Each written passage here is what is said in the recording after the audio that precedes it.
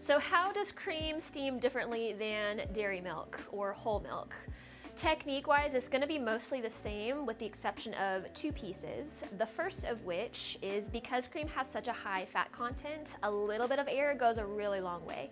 So I would actually aerate just a touch less than I would for regular whole or dairy milk. That way you don't end up with these really thick blobby pieces of foam. The second piece to that is cream heats up a lot faster. So while you're still aiming for the same temperature range of 140 to 150 degrees Fahrenheit, you have to be really careful that you don't go past that because all of the compounds in the cream can start to separate and curdle. Now, since we're already on the subject, let's also talk about some of those non-dairy alternatives. So that includes things like oat milk, banana milk, almond milk.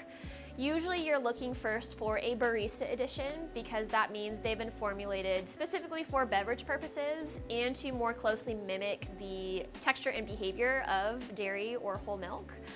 But technique-wise, again, it's mostly the same with a couple of tweaks here and there.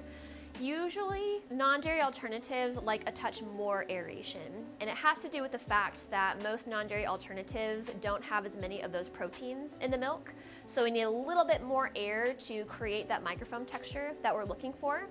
Now, they also tend to be a little bit more susceptible to temperature changes. So generally speaking, non-dairy alternatives like to be steamed slightly cooler than dairy milk.